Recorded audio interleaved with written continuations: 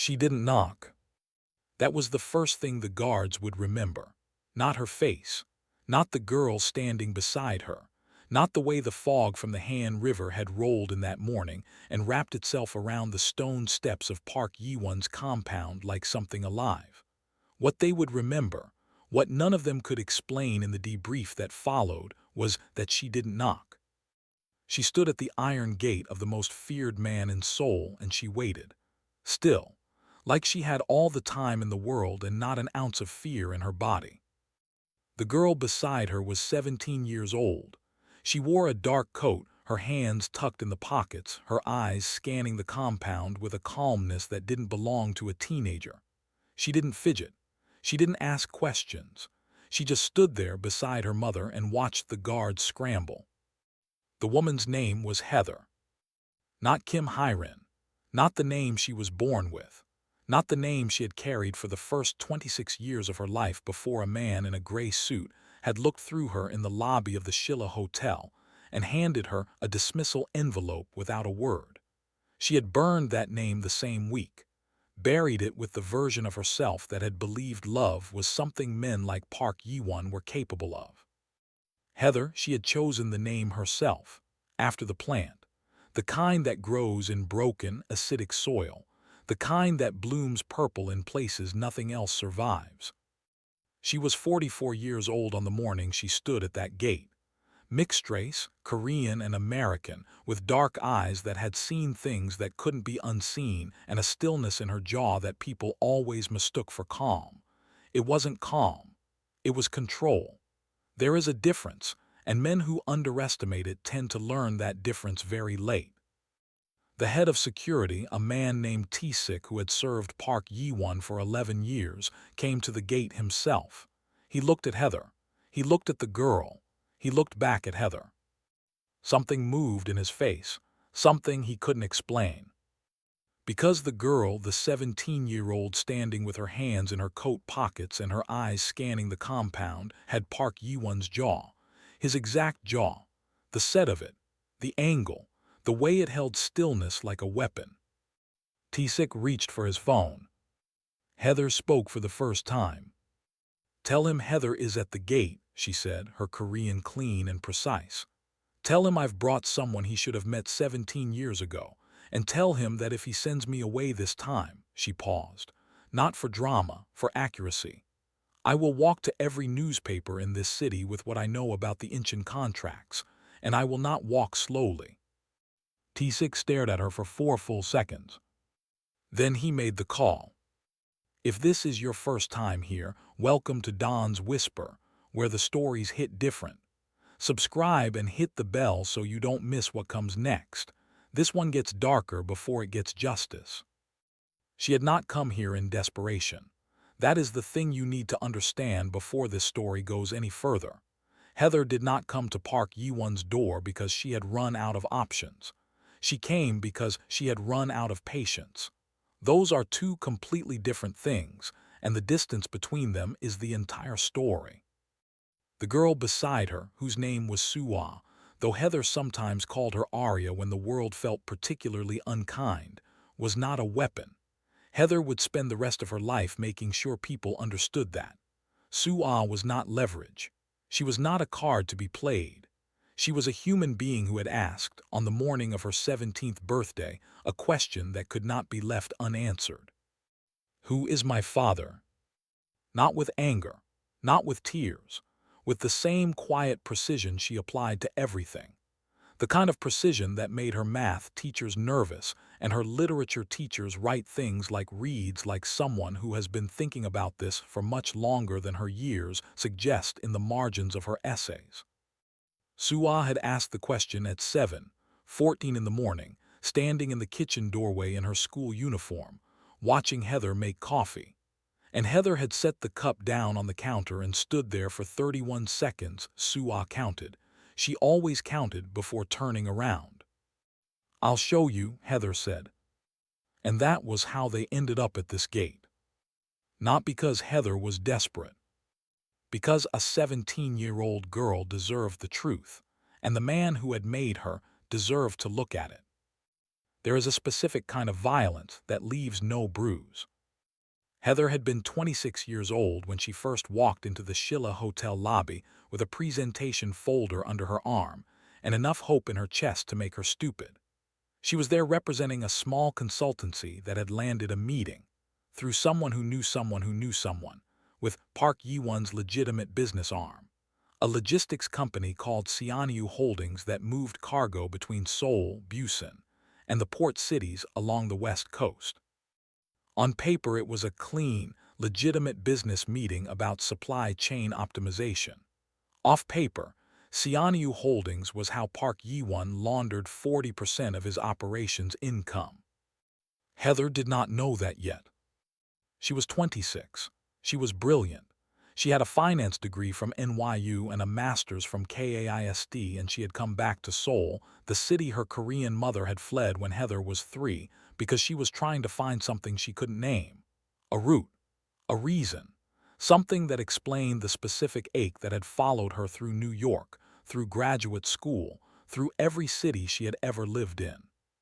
She sat across from Park Yi-won, in a private dining room on the 14th floor. He was 45, not handsome in a conventional way. His face was too severe for that, too deliberate, like something that had been carved rather than born. But there was a gravity to him, the kind of gravity that makes a room tilt slightly in whatever direction he was standing. The waiters moved around him differently. Even the lights seemed to negotiate with him. He listened to her presentation without interrupting. He asked 3 questions, each one more precise than the last. And then he said, "You think in the right direction, but you are missing what the direction is for." And he smiled, and something in Heather's chest snapped like a wire under too much tension. That was the beginning. What followed was 8 months that Heather would later describe as the most dangerous form of attention she had ever received. Yi-won pursued her with the same methodical intensity he applied to everything. Dinners, books left at her apartment with passages marked, a phone call at 2 a.m. that lasted 4 hours and covered everything from Han Kang novels to the ethics of power to the childhood fear he claimed he had never told anyone else. He was constructed. She knew that later. He was performing intimacy the way a general performs diplomacy, as a tactic, not a truth. But she was 26 and trying to find her root, and he felt, for 8 months, like solid ground. Then she made the mistake of asking what they were. Not dramatically, not with ultimatums. She asked the way she asked everything, directly, quietly, at 7 a.m. on a Sunday morning over coffee at his penthouse, a place she had begun to think of as partially hers. He put his cup down. He reached into the breast pocket of his robe and removed an envelope. He placed it on the table in front of her. Inside the envelope was a cashier's check for 40 million won, and a single typed sentence, effective immediately: "Your consultancy contract with Seoul Holdings has been terminated. We wish you well in your future endeavors." He did not look at her while she read it. He was already looking out the window. "Yi-won, you should go," he said. The arrangement was always what it was. There was no cruelty in his voice, no heat, no coldness, no nothing. He said it the way you say the meeting is over, the way you close a folder, the way you turn off a light in a room you are leaving. Heather stood up. She picked up the envelope. She considered for one long second throwing it at the back of his head. She put it in her bag instead. She walked out of his penthouse, through the lobby, past the doorman who had learned her name, and out into a Seoul morning that smelled like rain and exhaust. And she walked 14 blocks before she stopped on a bridge over the Cheonggyecheon stream and stood there for 20 minutes not crying, because she had already decided something. She had decided she was never going to need him. She didn't know yet that she was 6 weeks pregnant. She didn't know that yet. She found out on a Tuesday. She was sitting in a clinic in Mapogu, waiting for the results of what she had assumed was a stomach flu, when the doctor came back into the room and told her. She sat very still for what felt like a long time, The doctor asked if she needed a moment. She said no. She asked for the paperwork. She never went back to Jae-won. This is the part that people find hardest to believe, and it is the part that matters most. She never called him, never sent word, not because she was afraid of him, though she had begun to understand by then what he actually was, but because she refused to return to a man who had handed her a cashier's check like a severance package and expected her to accept the transaction with dignity. If he wanted nothing to do with her, he would get exactly that. All of it. She took the 40 million won. She used it. She would have been a fool not to. She set it against the startup capital for a new consulting firm, one that didn't touch Seoul Holdings or anything adjacent to it, and she built it from the ground up with the kind of focus that is only possible in a person who has decided that the best revenge is a balance sheet. The firm was called Haebaragi Analytics, Sunflower, her mother's favorite. In 3 years it was profitable. In 5 it was notable. By year 7, when Soo-ah was old enough to ask why Heather worked so late, the answer was, because we are building something that no one can take from us. But Heather was not only building a clean business. This is the part the story cannot skip. She was also learning the architecture of the world Jae-won had shown her the edges of, not to join it, not to imitate it, but to map it. Because a woman who understands the invisible structures that powerful men depend on is not a civilian anymore. She is a liability, or she is a threat. And Heather had decided, somewhere on that bridge over the Cheque stream, which one she was going to be. She spent years cultivating relationships with people Jae-won had discarded, former lieutenants, accountants who knew where the lines blurred, a woman who had run logistics for Seoul Holdings for a decade and left when they tried to make her complicit in something she wouldn't name out loud. These people didn't come to Heather because she paid them. They came because she listened, because she remembered their names, because she treated their grievances like the evidence they were. She kept files, not out of obsession, out of discipline, a ledger of favors owed and knowledge held, not to destroy Jae-won. She had been very careful about her own motivations. She didn't want to destroy him. She wanted to be immune to him. There is a difference. And then Soo-ah turned 17. And the difference stopped mattering. Because Soo-ah was not immune to anything yet. She was 17, and she had a right to her own history, her own origin, her own father, even if her father was a man who deserved none of the things fatherhood requires. Heather looked at her daughter on that birthday morning and she felt something shift. Not rage, not grief, something older than both of those. She went to her desk. She opened the file she had never planned to use. She began to prepare. Park Jae-won had not become what he was by accident. He had been born in Incheon in 1962, the third son of a dockworker who smelled of fish and disappointment in equal measure. He had learned very early that the world was divided into people who waited for permission and people who did not, and he had decided before he was 12 which one he was going to be. He was not violent by nature. That is something people always get wrong about men like him. He was strategic. Violence was simply one of the tools in a strategy, neither more nor less useful than a forged document or a well-timed dinner.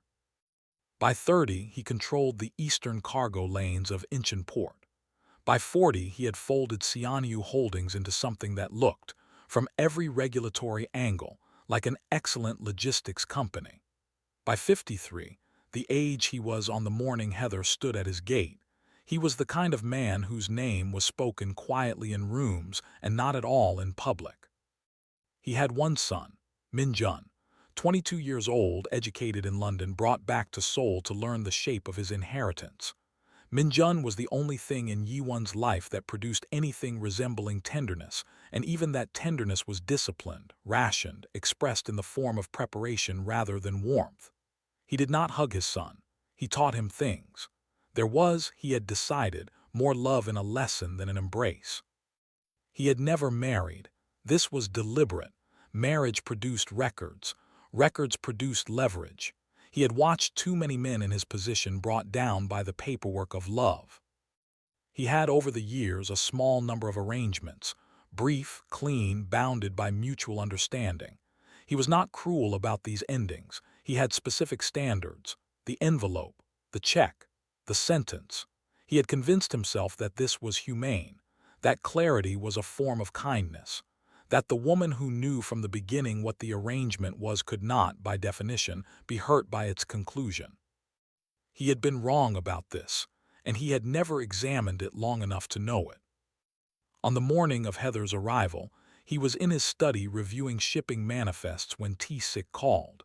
He listened to the report. He said nothing for a very long time. "She used the name Heather," he said. "Yes, sir." "Describe the girl." T-Sick described her. Jae-won set down his pen. He had a specific system for managing disruptions to his composure. He employed it now. Slow breath, still hands, eyes on the middle distance, assessment before reaction. He had used this system in boardrooms and in back alleys, and it had never failed him. It came very close to failing him now. "Open the gate," he said. "Sir." "Open the gate. Bring them to the east sitting room. Make tea. Do not call anyone else." He hung up. He sat in his study for 90 seconds. Then he stood, straightened his jacket, and walked toward the east wing. He did not hurry. He never hurried. But his hands at his sides were not entirely still. Soo-ah Park. She had taken her father's name from a document Heather kept in a fireproof box, not out of sentiment but out of accuracy. Had known since she was 11 that something in her story had a locked room. She was not the kind of child who made noise about locked rooms. She was the kind who cataloged them, filed them, returned to them periodically with new tools. She had inherited her mother's patience and her father's, though she didn't know it yet, specific appetite for understanding systems. The way power moved, the way people revealed themselves through what they protected. She was excellent in school in the way that sometimes worries teachers, not because she was struggling, because she was already somewhere else while she was there. Her essays were written in the voice of someone watching the question from a height. Her math teachers called her gifted.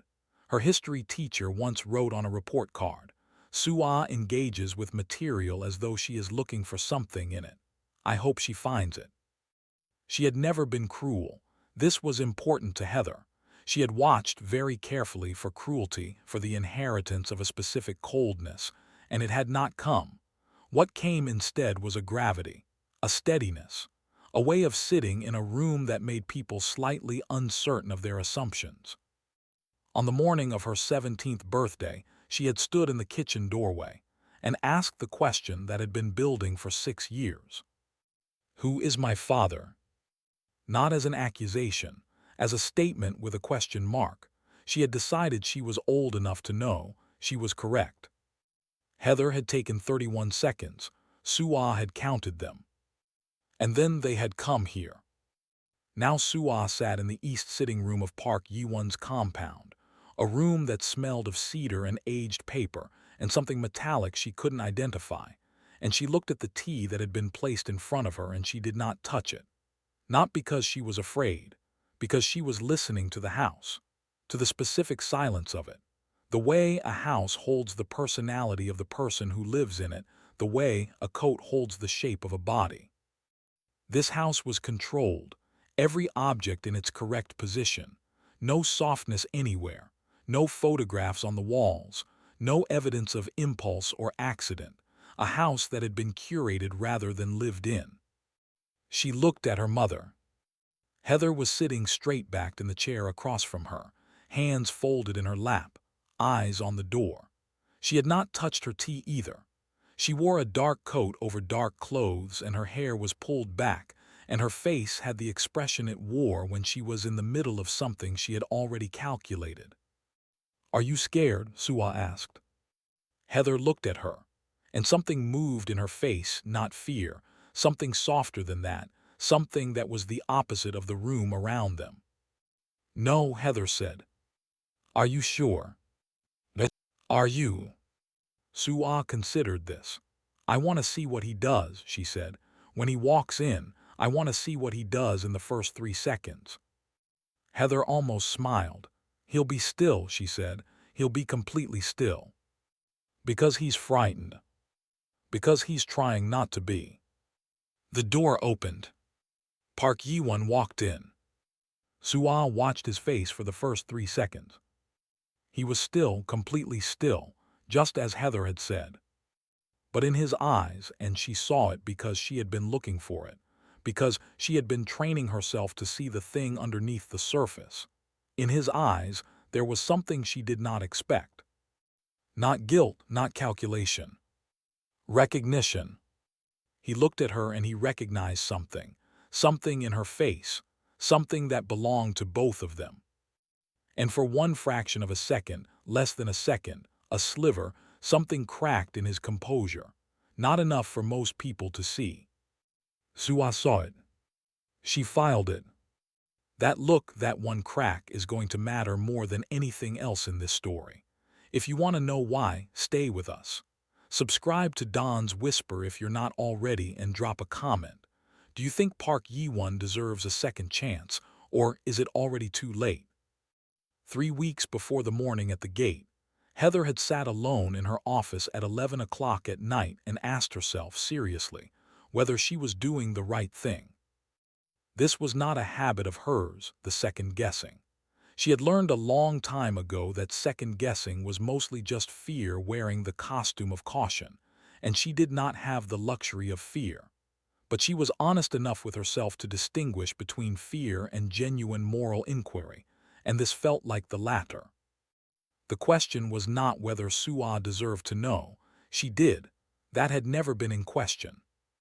The question was whether taking her to Ji-won's door was an act of motherhood or an act of war, and whether those two things, in this particular case, could be separated. She had a friend, the only person who knew the full truth, a woman named Jae-won who had been her first employee at Haebaragi and had become, over 17 years, the person Heather trusted most in the world, who had asked her this exact question 2 weeks earlier. They were sitting in Jae-won's kitchen, the late October dark pressing against the window, and Jae-won had looked at her and said, "Are you taking Soo-ah to him, or are you taking your file to him and using Soo-ah as the cover story?" Heather had sat with that for a long time. "Both," she finally said. Jae-won nodded. She was not judging, she was clarifying. "Then you need to know which one comes first," Jae-won said. "In your chest, which one is first?" Heather thought about Soo-ah standing in the kitchen doorway on her birthday in her school uniform. She thought about the question that had been growing in that girl for 6 years, patient and precise and deserving of an answer. She thought about what it means to be 17 and to not know where half of yourself came from. "Soo-ah comes first," she said. And she meant it. But she also picked up her phone and texted her source inside Ji-won's operation, a man who owed her a specific and unspoken debt, and she confirmed what she had suspected for 6 months, that the Incheon contracts were currently under preliminary regulatory review, that Ji-won was in a delicate season, that his grip on his inner circle had an unusual hairline fracture running through it. She did not pick the timing to hurt him. She picked the timing because it was the moment when he would be most likely to listen, instead of simply react. There is a strategic compassion in that. She believed it. Most days she still does. She told Soo-ah 3 days later. Not everything. She was not going to hand her daughter the full weight of the archive before she was ready, but enough. Who her father was. What he was. What had happened between them. She told it without softness and without bitterness, in the same direct tone she used to explain hard things, because she had decided years ago that bitterness was a poison she was not going to feed her child. Soo-ah listened to all of it without interrupting. Then she asked one question. "When?" 3 weeks, Heather said. Soo-ah nodded, the way she nodded when she had received information she would now spend 3 weeks processing. She stood up from the kitchen table, and she stopped in the doorway, and she turned back. "Mom," she said. "Yes. I know you're scared." Heather said nothing. "It's okay," Soo-ah said. "I'm not, and I'll be right there." She went to her room. Heather sat at the kitchen table for a long time after that, looking at the space her daughter had just occupied, and she thought about the specific miracle of raising a person who can offer you courage at 17. She began to finalize the preparations. Park Yi-won sat across from Heather in the east sitting room, and neither of them spoke for 11 seconds. Soo-ah counted. Then Yi-won said in Korean very quietly, "You should have called." Heather looked at him. Her expression did not change. "You had me removed from your contact list the week after you gave me the envelope. I checked." A pause. "That was a long time ago." 17 years, Heather said. "Yes." He looked at Soo-ah. Soo-ah looked back at him. She did not look away.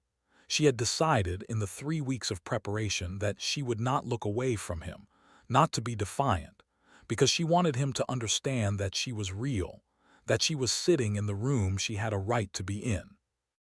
"What is your name?" he said. His voice, she noted, was lower than she expected, quieter, like it had been calibrated to take up exactly as much space as it needed and no more. "Soo-ah," she said. "How old?" 17, as of 3 weeks ago. Something moved in his jaw. He looked at Heather. "You have documentation." Heather opened the folder she had carried in. She placed it on the low table between them. Birth certificate, medical records going back to the prenatal period. And the letter, the one she had written the week after the clinic visit, sealed it, never sent it. The letter that said, "I am pregnant. I am not telling you because I need anything from you. I am writing this so that if you ever claim you didn't know, I can tell you that you did. You just didn't look." She had carried that letter for 17 years. Yi-won picked it up. He read it. He set it down. He looked at Heather for a long time with the expression of a man, recalculating something fundamental about a structure he had built. "What do you want?" he said. And this was the moment Heather had been waiting for, because that question in his mouth had a very specific meaning. It meant, what is the price? What is the transaction? It meant he was trying to convert this into something manageable, something with a boundary, something he could close like a folder and walk away from. She leaned forward. "She's not a transaction, Yi-won," she said, very quietly. "She's your daughter. She came here because she is 17 years old and she wanted to look at the man who is half the reason she exists. That's it. That's what she wants. To look at you." He sat very still. "And what do you want?" he said again, still looking at her. "I want you to be human for 15 minutes, she said. "I want you to look at her and not see a problem. I want you to understand just for 15 minutes what it cost her to be here." A long silence. Yi-won turned his face toward Soo-ah. And Soo-ah, who had been watching all of this with the stillness of someone who has spent 3 weeks preparing for exactly this room, looked back at him and said, "You have the same jaw as me." The room went absolutely quiet. Something in Park Yi-won's face did something that none of his lieutenants, in 20 years of service, had ever seen it do. It gave way just slightly, just for a moment, just enough. "Yes," he said very quietly, "I know." By 11 and the compound knew. Not everything. Not the file, not the Incheon connection, not the full weight of what Heather carried. But the fact of it, the girl, the jaw, the resemblance, had moved through T6 to the kitchen staff, and from the kitchen to the lower security team with the silent velocity that private information always achieves in closed systems. By noon, Min-jun knew. Park Min-jun received the news in his apartment in Gangnam, delivered by his assistant, who had heard it from a driver who had heard it from T6 deputy. He sat in his designer apartment with his London education and his carefully constructed inheritance plan, and he felt the information land in him like a stone through glass. A daughter. His father a daughter, 17 years old. He pulled up his phone and called his father 3 times. 3 times it went to voicemail. Park Yi-won did not leave calls unanswered. Park Yi-won's phone did not go to voicemail. The fact of the voicemail was itself information. Min-jun stood at his window and looked at the Han River, and he thought about the word inheritance and what it meant now, what the shape of it was, whether it still held. He was not a violent man, Min-jun. He had his father's gravity but not his coldness, had his mother's, his late mother's, impracticality but not her warmth. He was 22 and ambitious, and he had grown up knowing that the compound and everything it represented would one day be his, and he had shaped his entire identity around that knowledge, the way bone shapes itself around a metal pin. And now there was a girl, 17 years old, with his father's jaw. He sat down and began to make calls of his own. Meanwhile, 3 floors below the east sitting room, in the kitchen that served the compound staff, a woman named Madame Cho was peeling persimmons and thinking. Madame Cho had been the compound's head of household staff for 20 years. She was 61. She had outlasted 3 security chiefs and 4 vehicles and more arrangements than she would ever count. She had a specific relationship with truth. She recognized it the way some people recognize a song they heard in childhood, by its resonance rather than its words. She had seen the girl when they brought her through the courtyard. She had stopped peeling. She had gone to find Chairman Yoon. Chairman Yoon was Yi-won's most senior lieutenant. He was 63 years old, a man so quietly powerful that most people in Seoul's underground didn't know his name. He operated at the level of architecture. He built the structures that Yi-won inhabited. He also carried a secret that he had carried for 17 years like a stone in a coat pocket, and the weight of it had been increasing steadily since he heard the name Heather through the compound's walls that morning. Because Chairman Yoon knew Heather. Not as a former arrangement, not as a name in a file. He had met her 4 years after the dismissal at a conference in Busan, entirely by accident. He had recognized her, and over 2 careful, measured conversations, he had understood what she was building. He had not warned Yi-won. He had not warned Heather. He had sat with the information and made a choice that he had never explained to anyone. When Madame Cho found him and told him the girl was in the east sitting room, Chairman Yoon set down his coffee and said nothing for a long time. Then he said, "It was always going to come to this." Madame Cho looked at him. "The question," he said quietly, "is what happens next.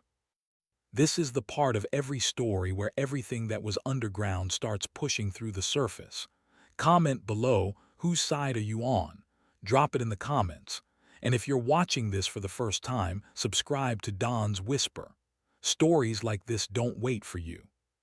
Heather had expected the offer. She had prepared for it. She was still, when it came, required to use all of her composure to receive it without letting anything show. It came the following morning. She had stayed at a hotel in Mapo, the same district she had lived in when she was 26, which was not a coincidence. It was a deliberate act of symmetry. And at 8 a.m. she received a call from a number she didn't recognize but answered anyway. The voice belonged to a lawyer named Park Seung-chul. He represented Yi-won's personal interests. He was professional, thorough. He spoke in the rounded, careful Korean of someone who has learned to carry bad news in good grammar. He offered her a trust fund, established in Soo-ah's name, enough to cover university anywhere in the world, postgraduate education, a housing stipend for the first decade of her adult life, and a one-time lump sum that he specified with clinical precision. In exchange, there would be a paternity acknowledgement, private, not public, and a mutual non-disclosure agreement of specific scope. "Mr. Park would like you both to be taken care of," the lawyer said. Heather was sitting in the hotel breakfast room, a cup of coffee going cold in her hand. "Does Mr. Park know his daughter's name?" she said. A pause. "He has been informed." "Her name," Heather said. "Does he know it?" "I would need to." "Don't call me back with an offer," Heather said. "Call me back when he knows her name." She hung up. She sat for a moment. Then she opened her laptop and she did something she had been holding in reserve for exactly this kind of moment. She sent a single email to a single address. The email contained no text, only an attachment. The attachment was 4 pages long. It was addressed to a journalist named Kim Sang-ho, who covered regulatory affairs for a publication that Jae-won's people had been carefully managing for 6 years. Kim Sang-ho was not in their pocket. Kim Sang-ho had been trying to get the story about the Incheon contracts for 3 years. The email said in the subject line, "Hold this. Do not publish. I will tell you when." She was not going to the press. She wanted to be clear about that, clear in her own mind, because her own mind was the only court she ultimately answered to. She was not going to destroy him. She was establishing a position. She was making sure that when the next conversation happened, both people in the room understood the full geometry of the space. She closed her laptop. She ordered another coffee. She called Soo-ah. "How are you?" she said. "I've been thinking," Soo-ah said. She was at home in Seoul in the apartment they shared, and her voice had its usual morning quality, unhurried, precise. "He used the word taken care of, didn't he? In the offer." Heather paused. "How did you know there was an offer?" "There's always an offer," Soo-ah said. "That's what men like him do. They try to convert everything into a transaction. Did he use the phrase taken care of?" "His lawyer did." "Same thing." A pause. "Mom, I don't want to be taken care of. I want to be known." Heather closed her eyes for a moment. "I know," she said. "Did you tell them that?" "In so many words." A small silence on the line. "Good," Soo-ah said. The second meeting was requested by Jae-won himself. No lawyers this time. He called her directly, which meant he had somehow obtained her number, which meant his operation was as thorough as she had assumed, and he said, "Come back to the house. Thursday evening. Bring Soo-ah if she wants to come." She noted the name, Soo-ah. He had learned it. She said she would think about it. She let 24 hours pass. Then she confirmed. Thursday evening she came alone. Soo-ah had chosen to stay home this time, not from reluctance but from wisdom. "He's used to dealing with problems one at a time," she said. "Right now I'm the problem. If you go alone, you're the threat. Let him figure out the difference." Heather had looked at her daughter for a long moment. "You're extraordinary," she said. "I know," Soo-ah said without arrogance. "Go." The meeting was held in Jae-won's study. A different room than before. His space this time, deliberately. The study of a man who was used to having the home advantage. Bookshelves that went floor to ceiling. A desk that weighed more than some cars. The smell of cedar and paper, and something that Heather now recognized as the specific cologne he had always worn. A scent that had once meant safety to her and now meant simply him. He was sitting at the desk when she entered. He stood when she came in. She noted this. He had not stood for her the first time. She sat down across from him. He said, "I was wrong about the offer." "Yes," she said. "I understood it as the appropriate response to the situation." "You understood it as a transaction," she said, "the way you understand everything." He looked at her for a long time. "How long have you been building your file on me?"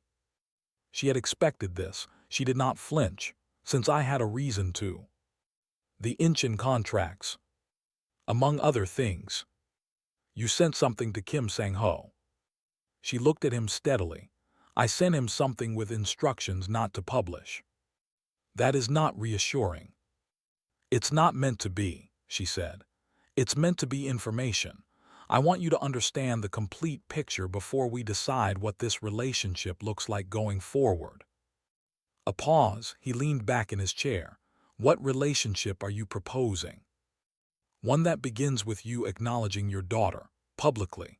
Not a private document, not a NDA. An acknowledgement that is real, that Soo-ah can hold, that she can show people if she needs to. That tells her in terms that cannot be retracted that she is real." Silence. "You understand what that means for my situation," he said. I understand perfectly what it means for your situation, Heather said. That is why I am the one asking for it and not someone else, because I've chosen to ask before circumstances force it. The window for you to do this on your own terms is not unlimited, Jae-won. He looked at her with the expression she now recognized as him calculating, weighing, running the variables. What else, he said. Time with her, real time, not a gift account and a birthday card. I mean conversation, presence, the kind of effort that costs something. You're asking me to. I'm asking you to be her father, she said, simply, quietly. That's the entire ask. The room was very still. Jae-won set his hands flat on the desk and looked at them for a moment. Then he looked up. She said I have her jaw, he said.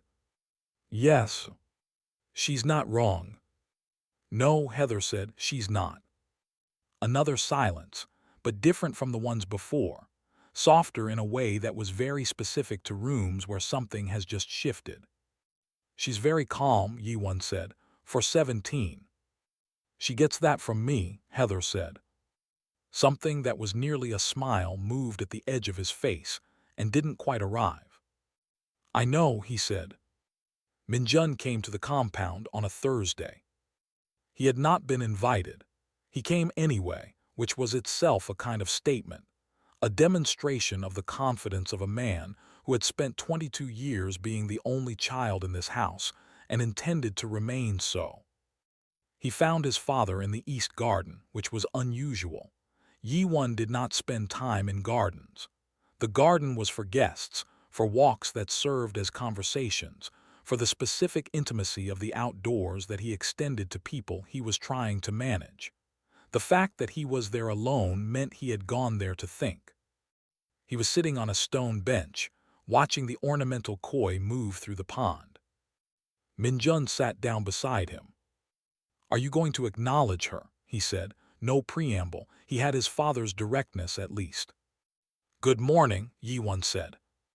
Are you? A long pause. I am considering it. Min-jun turned to look at his father with an expression that Jae-won had not seen from him before. Not the deference of a son being educated. Not the eagerness of an heir learning. Something older and rower than both. She's not legitimate, Min-jun said. She is my daughter. She's not legitimate, he said again. She was born outside of. She is my daughter, Jae-won repeated quietly, and something in his voice made Min-jun stop. Silence. You don't know her, Min-jun said. No, Jae-won agreed, I don't. Then how can you? Because she came to my door, Jae-won said. He was still watching the koi. She stood at my gate without fear. She sat in this house and she looked at me and she said, you have the same jaw as me. A pause. And she was right. And she was completely unafraid of what she was right about. Min-jun said nothing. That, Jae-won said, is not the action of someone who wants something from me. That is the action of someone who already has something I didn't give her. The garden was quiet. Min-jun stood up. He looked at his father for a moment with an expression that was complicated in ways he was not yet equipped to untangle. I'm going to speak to Chairman Yoon, he said. It was a warning, thinly veiled. Jae-won looked at him.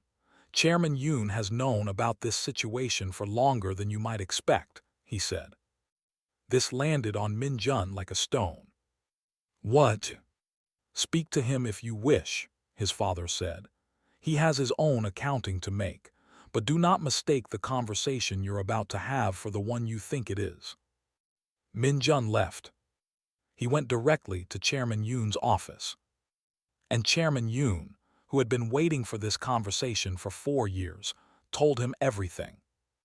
The chance meeting in Busan, Heather's operation, the files, the way she had built herself not toward vengeance but toward an unassailable position, how she had spent 17 years not destroying a man who had discarded her, but ensuring that destruction was no longer possible either way. He told Min-jun these things not to protect Jae-won, and not to protect Heather.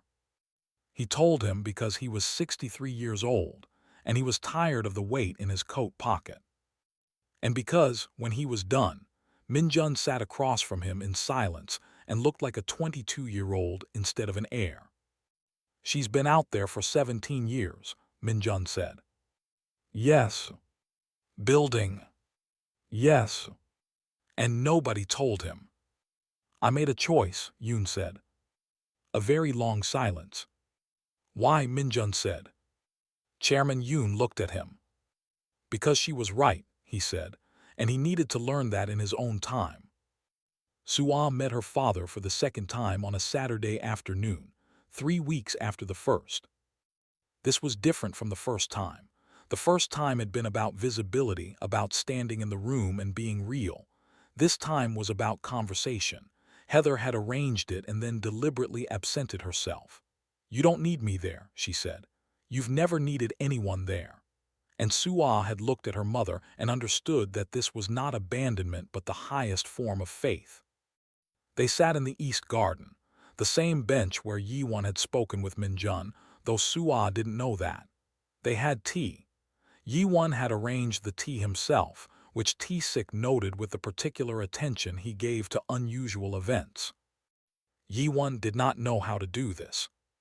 This was the first thing Soo-ah understood.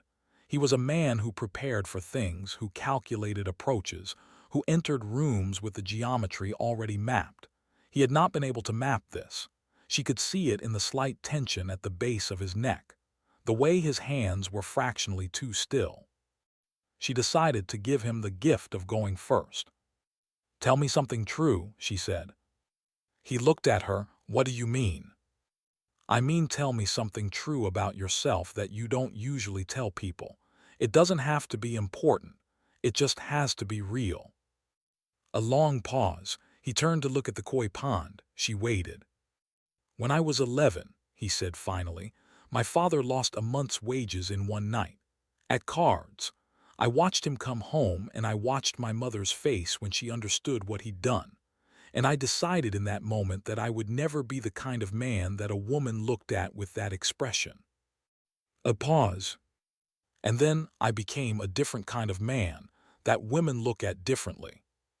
He said this without self-pity, without performance, just as a fact that he had apparently not examined in front of anyone before. Soo-ah looked at him. My mother doesn't look at you that way, she said. No, he agreed. She looks at you like a problem she solved. Something happened in his face, almost not quite amusement. Yes, he said, that is accurate. I think that bothers you, Soo-ah said. Somewhat. Because you're used to being the one who solved things. Yes. But she got here first. Yes. Soo-ah nodded slowly, processing. Then, do you regret it, what you did to her, the envelope? He turned to face her fully. She watched him consider whether to answer honestly or carefully. She watched him choose. I have not permitted myself to examine it, he said, which is its own kind of answer. It is, Soo-ah agreed. They sat in silence for a while. The koi moved in their slow circles. The late afternoon light was hitting the garden at an angle that made everything look slightly ancient.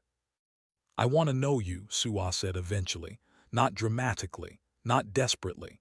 In the same tone she used to state facts that she had verified. Not as an heir, not in whatever structure you're about to build around this. I mean, I want to sit in rooms with you and talk. I want to understand how you think. I want to know if you're funny. I want to know what you're afraid of. He looked at her. I'm not sure I know what I'm afraid of, he said honestly. Then figure it out, she said, and tell me. She picked up her tea. She looked at the koi. I'll come back next Saturday, she said, same time.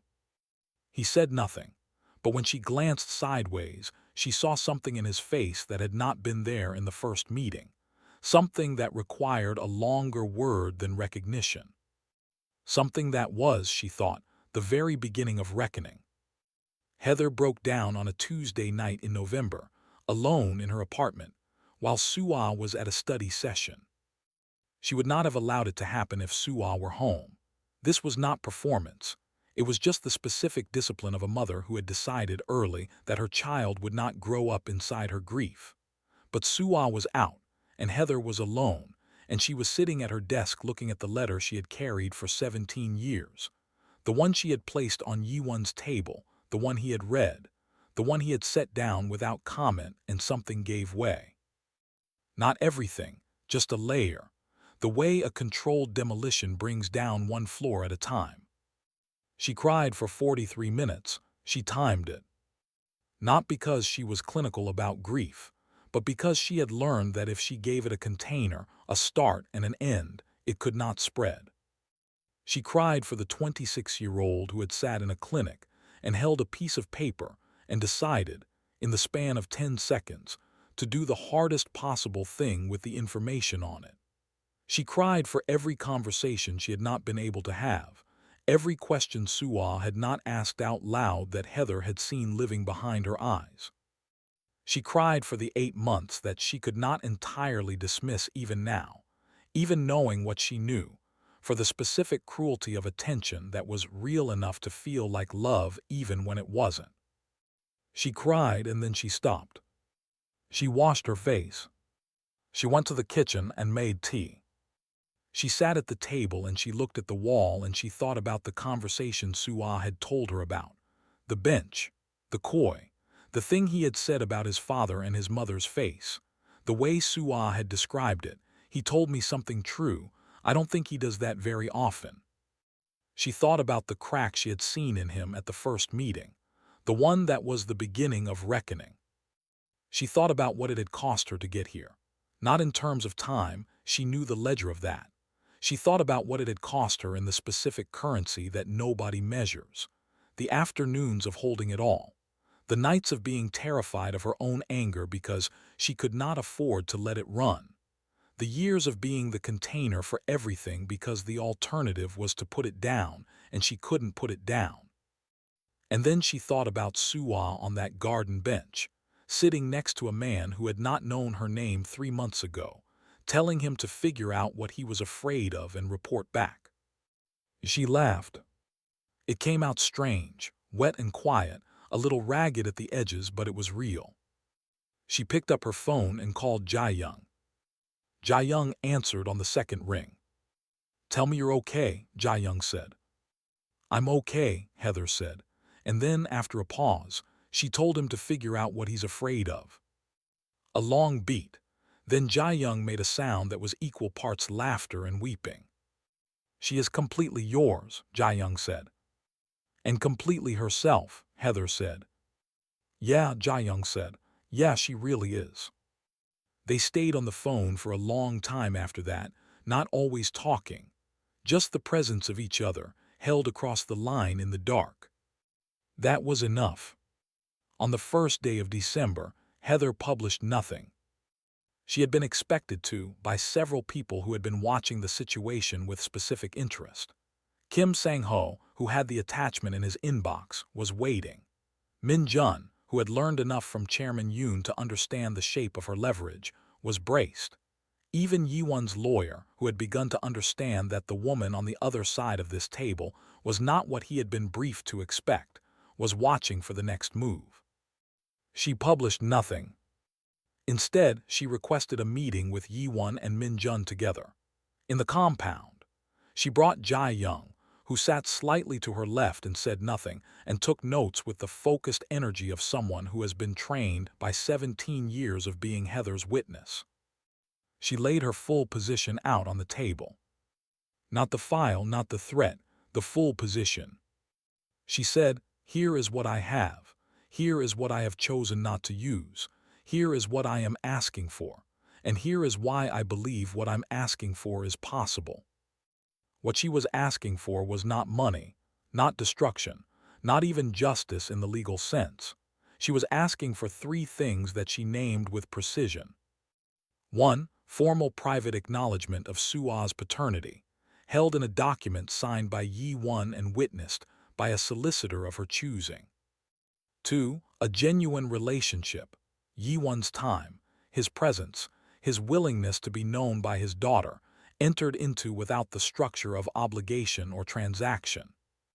3. Min-jun's explicit, recorded agreement that Soo-ah's existence would not be used against her, now or in any future succession arrangement.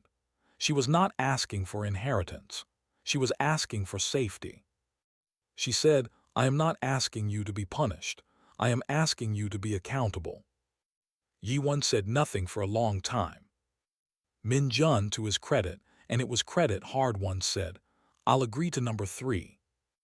Everyone in the room looked at him. I said, "I heard you," Heather said. "Why?" He was quiet for a moment. "Because I went and talked to Chairman Yoon," he said, "and I sat with it for 3 weeks, and she's not my enemy, she's He stopped. He seemed to be finding the word from somewhere complicated. "She's my sister," he said. It came out young. It came out like something he hadn't entirely decided yet, but it came out.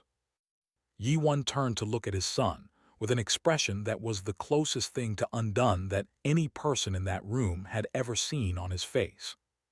He turned back to Heather. "I'll sign the document," he said. "And number 2, she said. He looked at her for a long time. "I have been sitting with a 17-year-old on a garden bench," he said, "every Saturday for 6 weeks. She tells me to figure out what I'm afraid of and report back." A pause. "I don't believe that requires a formal agreement." Heather held his gaze. "No," she said after a moment, "I don't suppose it does." There is a specific moment in every long story when the past and present stand in the same room, and you can see exactly where they connect. For Park Ji-won, that moment came on a Saturday in late December, on the bench by the koi pond, in a garden that he had walked through for 20 years without ever truly being in. Soo-ah had brought a book. This was new. She handed it to him when she sat down. It was a novel by Han Kang, the vegetarian. "You mentioned her," Soo-ah said, "when you talked about the conversation you had with my mother at the penthouse, the conversation about books." He took the book, he looked at it, he looked at Soo-ah. "You talked to her about that," he said. "She told me about those 8 months," Soo-ah said. "Not gently, not cruelly, just directly. Not everything, but enough. I wanted to know which parts were real." He was quiet. "The books were real," he said. "I know," she said. "I could tell." He turned the novel over in his hands. "What are you afraid of?" she said. She asked it every week now. It was their ritual, her version of taking attendance, a way of checking whether he was really in the room or performing being in the room. He looked at the koi pond. He said that this is too late. She looked at him. "Too late for what?" "For me to be someone who deserved to be your father." A long silence. The garden held it. Soo-ah looked at her hands, then she looked at him. "Here's what I think," she said. "I think deserving is a thing that happens in the present tense, not in the past. The past is fixed. You can't work in it, but I come here every Saturday, that's the present tense, and you are here every Saturday, that's also the present tense." She paused. "So I think the question isn't whether you deserve to be my father. I think the question is whether you're going to be one. And I think you might be figuring that out." He looked at her. His daughter, his exact jaw, her mother's eyes, and something that was entirely and only hers, a clarity of presence that he had no name for but that he recognized, the way you recognize something you have been looking for in a language you thought you'd forgotten. He said, "You are the most unsettling person I have ever met." She grinned. It was the first time she had fully, uninhibitedly grinned in his presence. "I know," she said. "Your mother was also." "Don't," she said, but she was still grinning. And Park Ji-won, who had not laughed genuinely in the presence of another person in at least a decade, laughed. It came out uncertain, a little rusty, like a lock that had been opened with the right key for the first time in a very long time. Soo-ah looked at him with an expression that was pleased and complicated and young and very, very wise. "That's progress," she said. "The Incheon story broke in March." Not from Heather, not from Kim Sang-ho, from an entirely different direction. A former logistics manager who had left Seoul Holdings 6 years earlier and had been building his own case independently, in cooperation with a regulatory investigator who had been quietly compiling evidence since before Heather had ever sent her email. Jae-won had known it was coming. Not the exact timing, but the shape of it. You cannot run what he ran for as long as he ran it without understanding the actuarial certainty that eventually something breaks through. He called Heather when it broke. She answered on the second ring. "I want you to know," he said without preamble, "that you had nothing to do with this." "I know," she said. "I mean specifically, if anyone asks, if there are questions, your file, your contacts, none of it was involved." "I know that too," she said. A pause. "Soo-ah doesn't need to know about this yet," he said. "Soo-ah already knows," Heather said. "She reads the news." A long silence. "What did she say?" he said. Heather paused. "She said she was going to come on Saturday anyway. She said it didn't change the present tense." Another silence. This one was different, full of something. "She said that." Word for word. He breathed. It was a sound Heather had not heard from him in 18 years. Something that was not composed. Something that was just a person on the other end of a phone, absorbing something too large to process quietly. "Heather," he said. "Yes." "I am," he stopped, started again. "The envelope." She waited. "There is nothing I can say about the envelope that is adequate," he said. "I know that. I'm not going to try to find the words that make it make sense because there aren't any. But I am—" Another stop. "I am sorry for what I made you carry, for what I made her grow up not having, for the specific arrogance of believing that my way of ending things was clean just because I didn't feel the mess of it." Heather sat in her office. Her coffee was going cold. Outside the window, Seoul was doing what it did, producing itself, layer upon layer, relentless and alive. She thought about the 26-year-old on the bridge. She thought about the Tuesday night in November. She thought about 43 minutes and a timer, and the specific freedom of grief that you contain rather than suppress.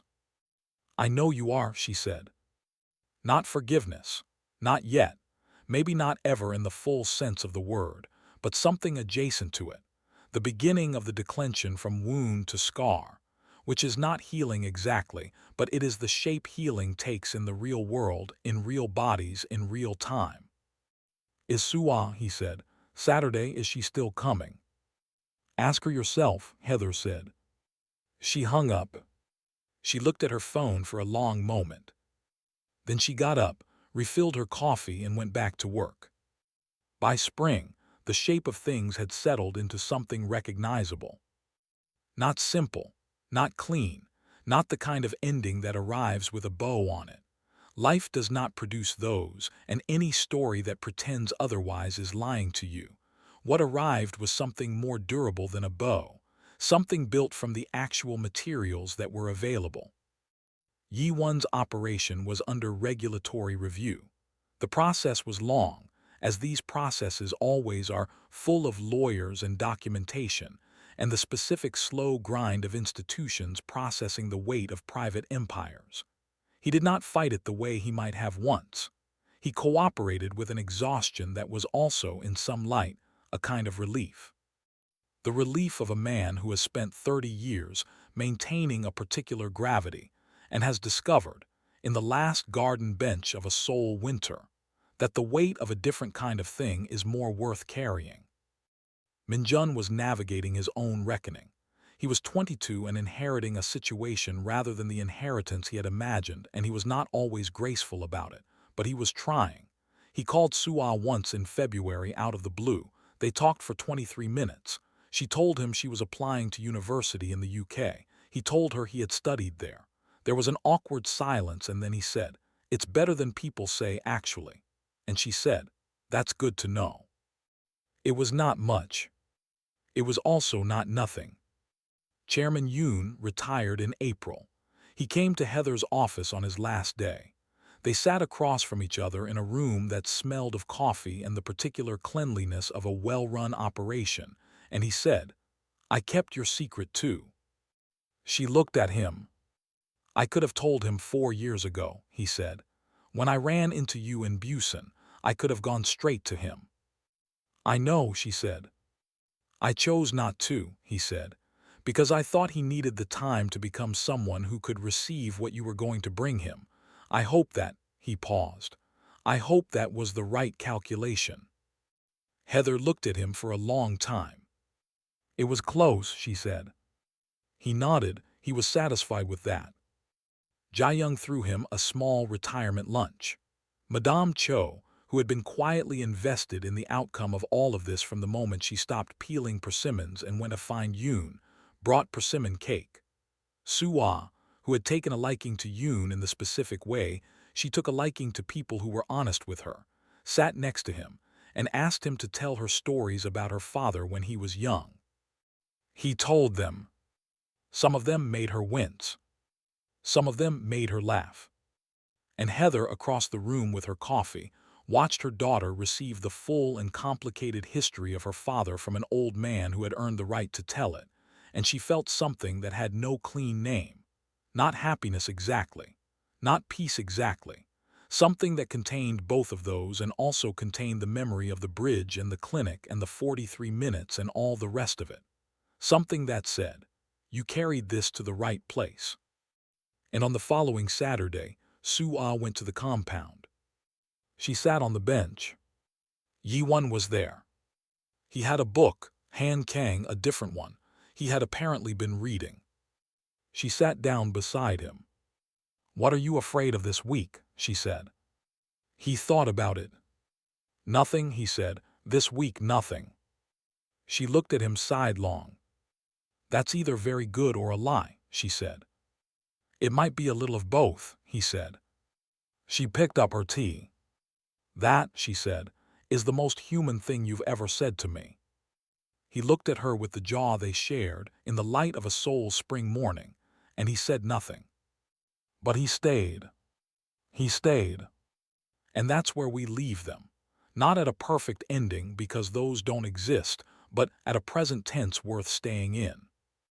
If this story hit you somewhere real, if you watched Heather build in the dark and felt something, if Soo-ah's quiet strength moved you, if even Park Ji-won surprised you in the end, then this is exactly what Don's Whisper is built for. Stories that don't let you go. Subscribe to Don's Whisper, hit the bell, share this with someone who needs to hear it. And drop a comment which character lived the longest in your chest after this ended. Tell us. We read every one. See you at the next door. End.